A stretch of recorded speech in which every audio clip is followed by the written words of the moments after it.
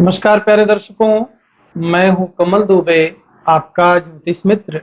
सौभाग्य सलाह में आपका स्वागत करता हूं। प्यारे दर्शकों, आज का विषय सुंदर काया साथ में माया, योजनाओं की सफलता, जनता का विश्वास, परिवार का सुख, अस्थायी काम और प्रतिदिन धन प्राप्ति।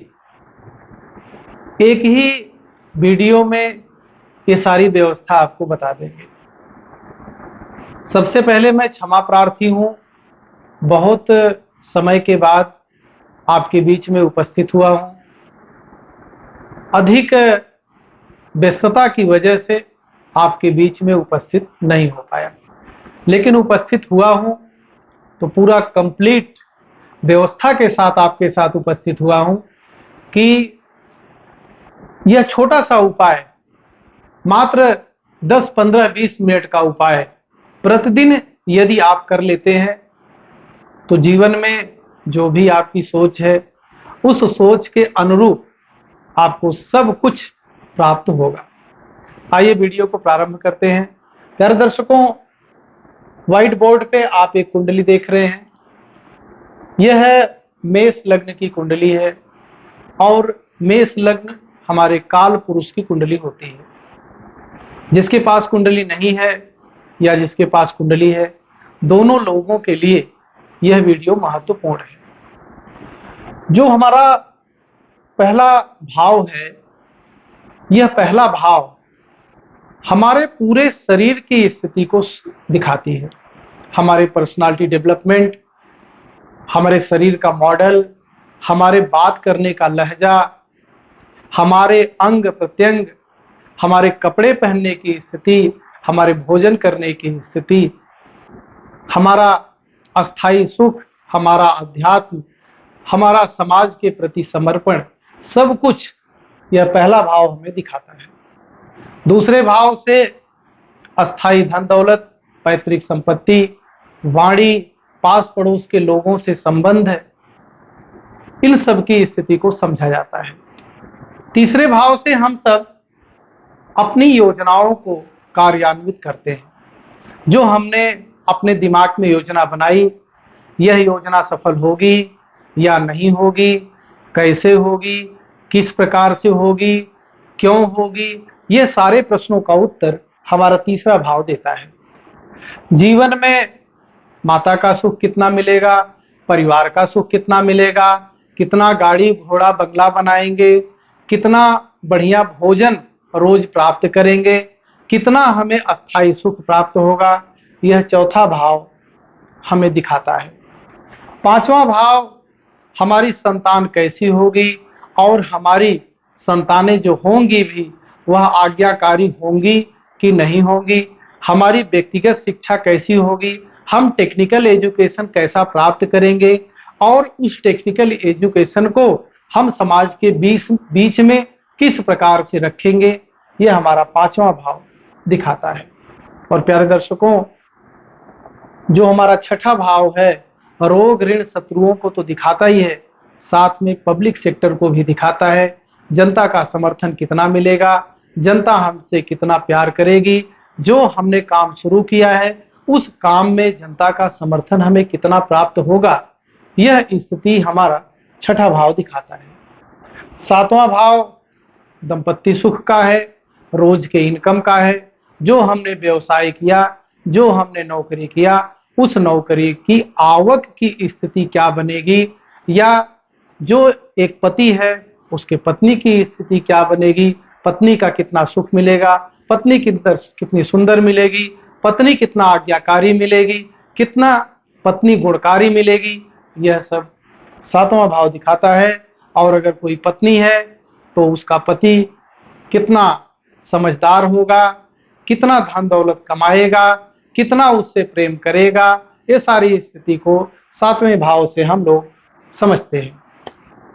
उसके बाद केंद्र में ही जो 10वां भाव है, ये हमारे कर्म की स्थिति को दिखाता है कि हमारा कर्म कैसा होगा। अगर हम अच्छा कर्म करेंगे, अस्थाई काम करेंगे, तो समाज में वाहवाही होगी और दिन प्रतिदिन हम आगे बढ़ते हुए चले जाएंगे। आपने कभी सोचा कि ये सारी चीजें हमको मिल क्यों नहीं पाती हैं? क्योंकि हम गलत दिशा में काम करते हैं। हम सोचते हैं कि एक ही दिन में सब कुछ हो जाए।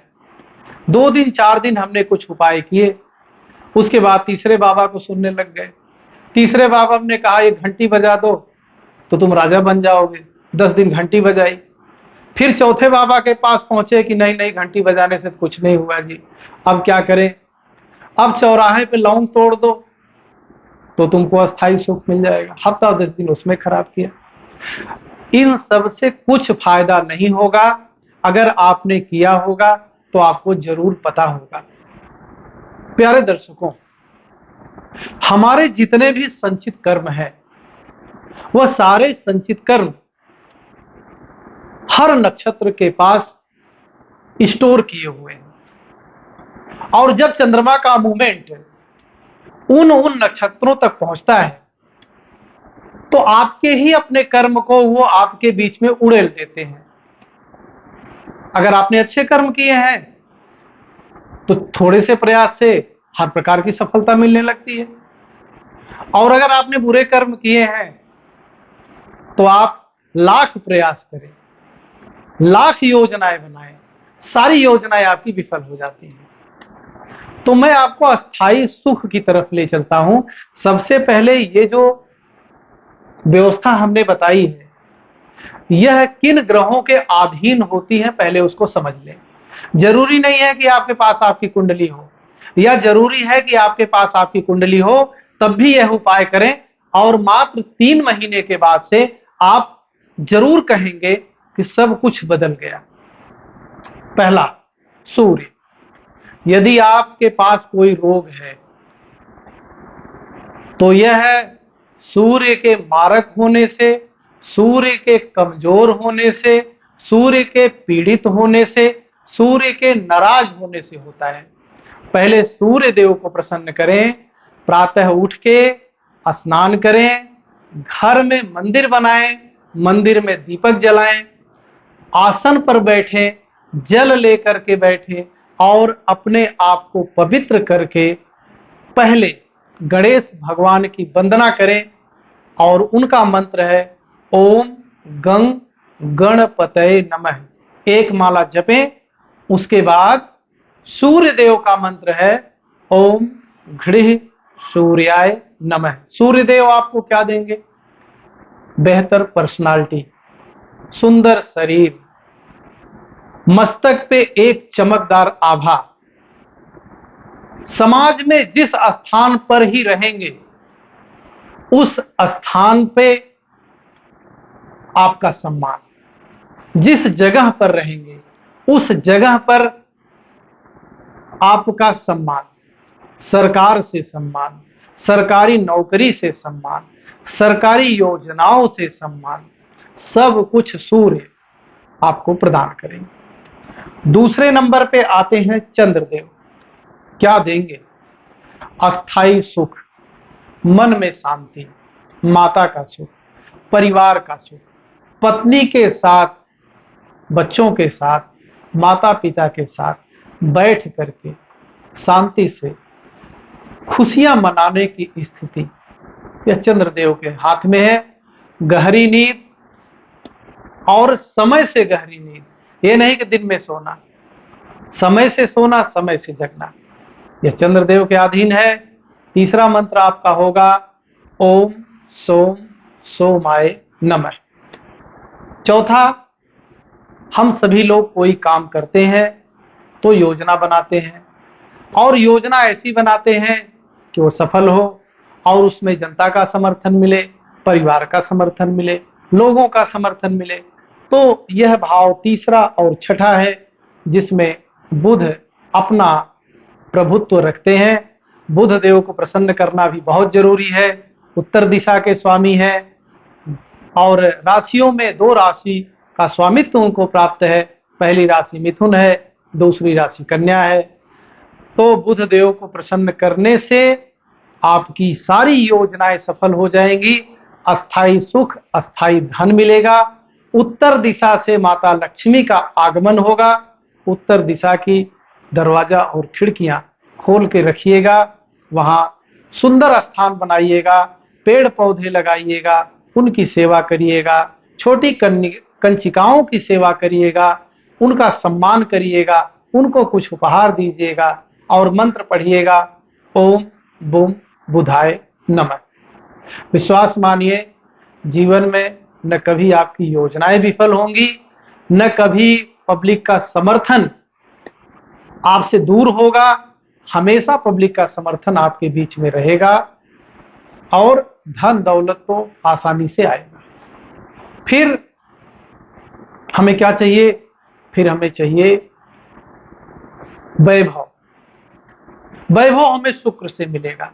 शुक्रदेव दूसरे भाव और 7वें भाव के कारक है किसी भी जातक की कुंडली में।